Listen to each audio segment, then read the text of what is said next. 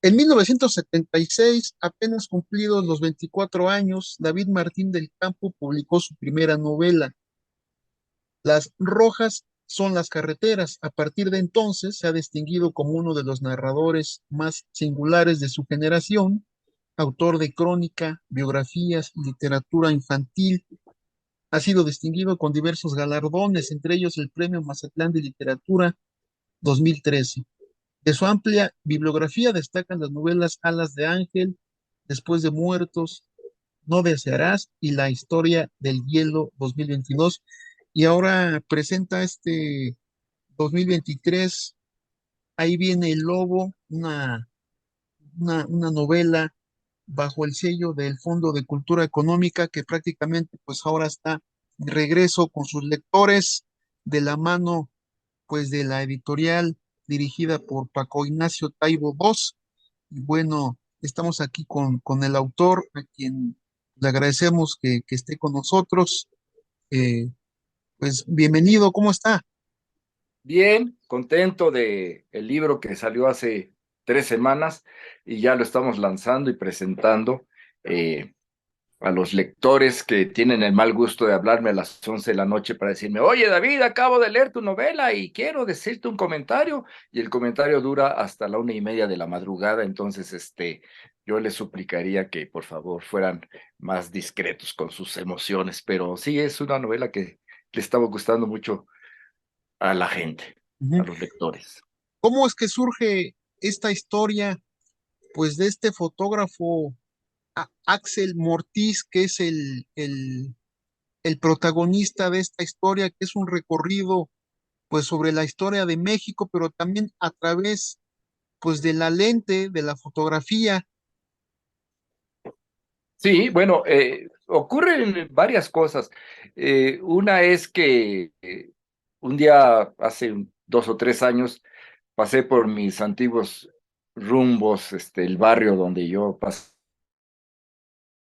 De casa había o hay un edificio de 5 pisos, eh, y me acordaba que en el piso 3 vivían mis amigos Rainer y Kunter, que eran dos muchachos. Bueno, teníamos 9 años y nos la pasábamos peloteando en la calle, pintarrajeando con gis la banqueta, persiguiendo perros, haciendo muchas travesuras. Y recordé también que en la Navidad, por ejemplo, ellos, que eran alemanes, celebraban la Nochebuena poniendo en lugar de luces artificiales velitas, velitas que pegaban en cada rama y encendían Nochebuena. Y pues era muy lindo. Y un día en secreto me dicen, ven David, ven.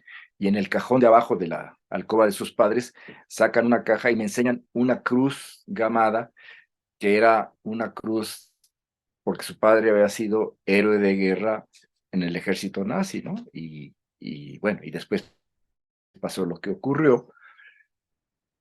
Y entonces yo de pronto recordé, digo, pues los héroes no son muy importantes para las novelas, los antihéroes sí.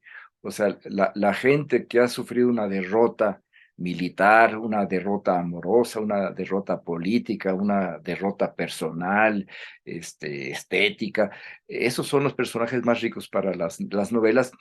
Y entonces dije, bueno, vamos a hacer la historia de un alemán que se desarrolla profesionalmente en México siendo un muchacho, y de alguna manera ejerza el oficio que yo no pude hacer. O sea, yo estaba destinado a ser fotógrafo en la vida.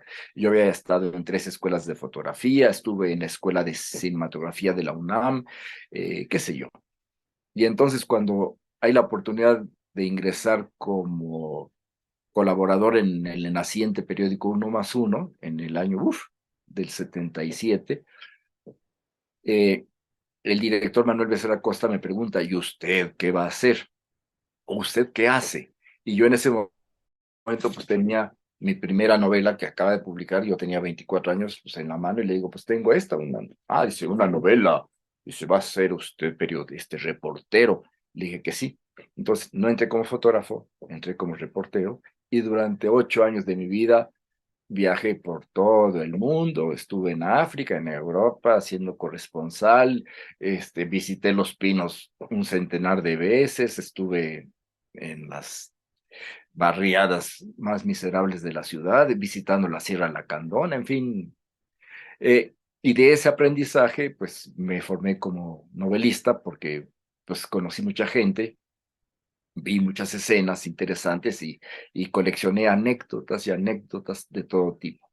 Entonces, la novela, digamos que homenajea a un antihéroe que viene de Alemania, llega a México en el año 47 y tiene 22 años, y también habla del asunto de la fotografía, porque yo lo que planteo en la novela es que la fotografía es un oficio en vías de extinción. O sea, uno sale a la calle y ya no ve unos fotógrafos como antes, bueno, ni los fotógrafos del tripié del parque, ni los que van cargando su cámara, ¿no? Es muy poca la gente que se dedica a la fotografía, dado que ahora hasta los diputados con un celular son fotógrafos, ¿verdad? Antes el oficio era saber enfocar el encuadre, el tiempo, el diafragma, el gran angular o el telefoto, el rollo de Tri-X o el Plus, el revelado, que era no nada más la magia de sacar la foto,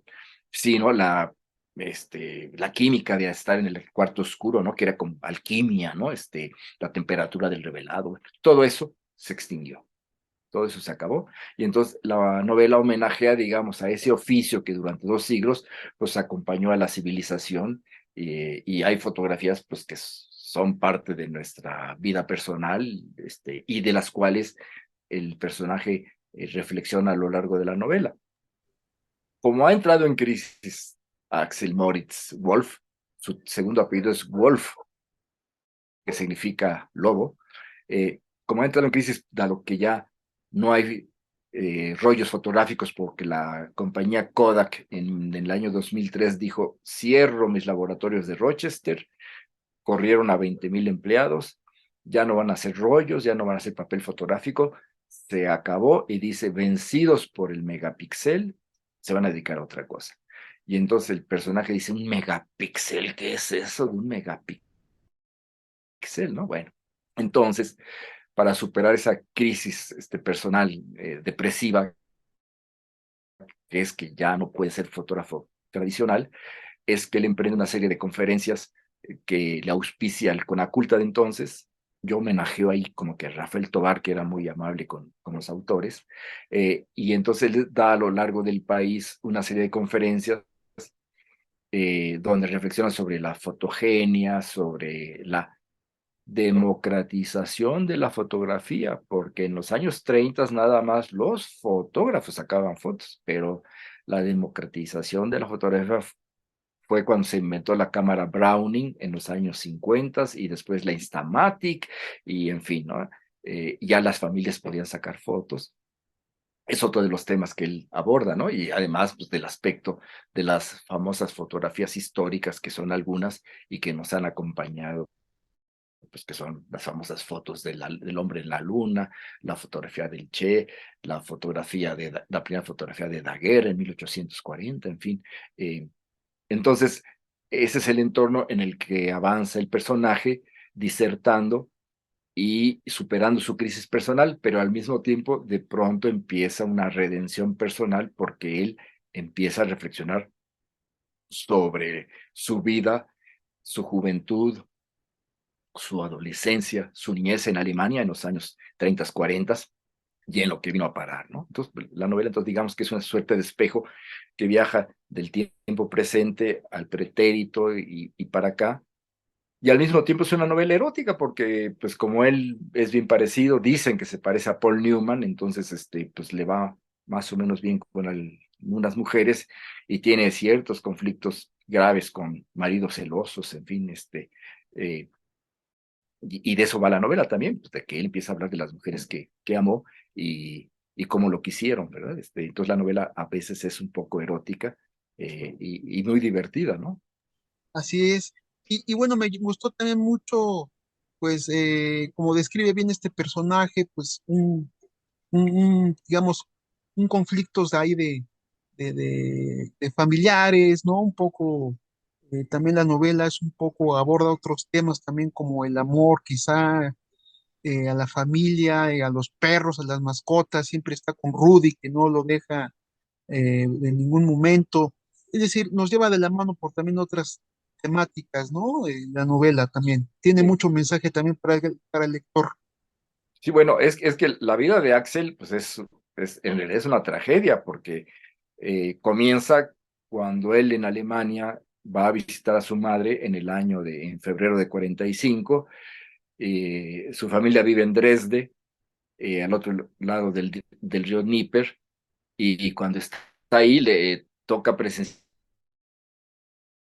el famoso bombardeo sobre Dresde en febrero de 45, que durante 48 horas no dejó de caer una lluvia de bombas, tanto de la aviación norteamericana como la inglesa. En la noche caían las bombas explosivas de los norteamericanos y en el día las incendiarias de los ingleses, de modo que Dresde desapareció. Hubo más de 200.000 muertos, más muertos que en Hiroshima, por cierto. Un poco los aliados, pues interesados en demostrar que podían ir destruyendo ciudad por ciudad, ¿no?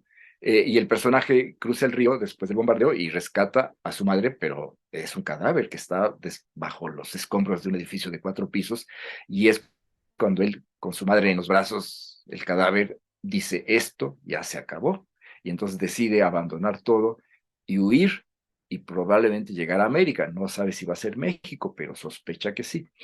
Eh, entonces, la novela, digamos que es una tragedia porque está esa suerte, ¿no? Eh, de el rescate del cadáver de su madre y en México, bueno, su vida personal es una tragedia también. Ellos por andar yendo de farándula, los esposos regresan y encuentran al hijo menor, pues que está ahogado en una palangana de agua, que estaba jugando con un patito, y luego la mujer, 25 años después, un día él llega a casa y la encuentra ahorcada, ¿no? Colgada de qué pasó, y ella no ha dejado ninguna carta. Entonces la novela de alguna manera sirve para explicar la razón por la cual su esposa Eva se suicidó, ¿verdad? Entonces al final hay pistas y el lector entiende pues que la razón fue suficiente para ella, ¿no? Bueno, Ujú. porque hay también una suerte de impostura que se va manejando a lo largo de la novela, ¿no? Entonces es una tragedia, y él en su crisis personal de pronto empieza a monologar ya en voz alta y decir, da, baba, y perro, y su perro le responde un día, y otro día habla con el perro y el perro le vuelve a responder, y la tercera vez ya no es que él hable con el perro, sino que el perro habla con él y lo empieza a cuestionar. Y entonces la novela se vuelve muy divertida porque él siente que el perro está siendo un crítico de su conciencia atroz, ¿no? Feroz, y, y entonces o se está volviendo loco o qué va a pasar, ¿no? Y entonces para hacer que su perro se calle, lo empieza a emborracharse, lo hace un perro ebrio, un perro, una mascota borracha, para que no hable, ¿verdad? Entonces, habla mucho también pues, de la relación del perro con el hombre y del hombre con el perro, que es principal, porque somos son especies simbióticas, ¿no? Ellos Me no gus- pueden vivir sin nosotros, muchas veces nosotros sin ellos. Me gustó también la portada del libro, esta intervención de Teresa Guzmán Romero a partir de esta pintura titulada Diógenes. Sí, sí, que es una pintura clásica me parece que es de Bernard, eh, donde Diógenes opta por volverse, en términos clásicos, un quínico, un cínico. Él decía que el problema del hombre es que era demasiado racional y había que ser como los quinos, como los canes, como los cínicos, ¿no?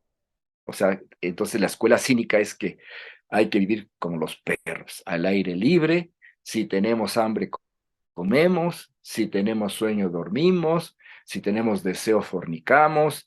Y no hay problema. Hay que ser cínicos. Y entonces, bueno, por eso esa portada el personaje se está volviendo un poco cínico porque está amoríos, de sus deseos, de sus frustraciones, de sus buenos amigos, de las traiciones, y es un poco un cínico, un hombre pues, ya mayor, y está al encuentro de aquellas mujeres que amó y que fotografió desnudas en los años 60, digamos, y que cuando las encuentra le dicen, Axel, por Dios, que soy abuela, y entonces a veces lo bofetean, a veces le dan una rosa y a veces le abren la cama, ¿no? Entonces, también voy a entender que Cupido no es nada más juvenil, Cupido no tiene edad y es una parte muy divertida de la novela, ¿no?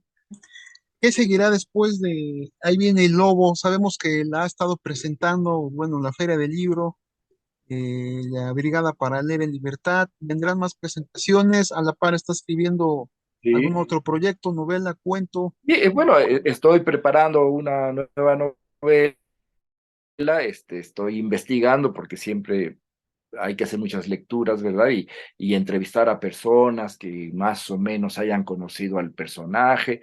Entonces ahorita estoy en esa indagación y al mismo tiempo que pues, no quiero abandonar mi escritura juvenil, porque yo también escribo para jóvenes y para niños y tengo una novela más o menos reciente que se llama La historia del hielo, pues que está corriendo en librerías y en muchas escuelas, que es la historia de la Gucha, o sea, es una muchacha que busca a su padre, que es un investigador científico que como ya en México no hay glaciares en los volcanes, ahora investiga y trabaja en Siberia y hace viajes cada 4 o 5 meses a Siberia y una vez se pierde. Entonces, bueno, esa novela también la estamos impulsando desde diciembre pasado.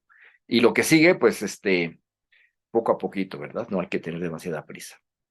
Pues vamos a estar al pendiente de las futuras presentaciones de Ahí viene el lobo y pues algo que guste agregar y nosotros pues le enviamos una felicitación por Sí, esta bueno, publicación. que también cabe la lectura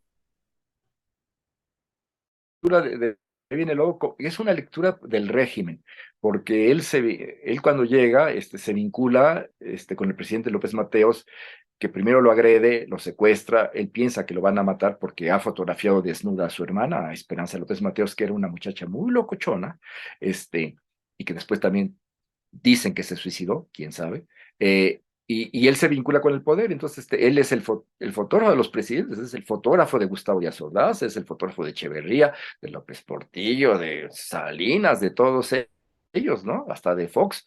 Entonces, también cabe una lectura política de la novela porque él está vinculado y hablando de aspectos que muestran cómo evolucionó, digamos, el régimen en los 50 años del siglo XX. Pues le agradecemos esta charla, David Martín del Campo, y pues vamos a estar eh, al pendiente de sus próximos proyectos literarios. Que la disfrute. Muchas gracias.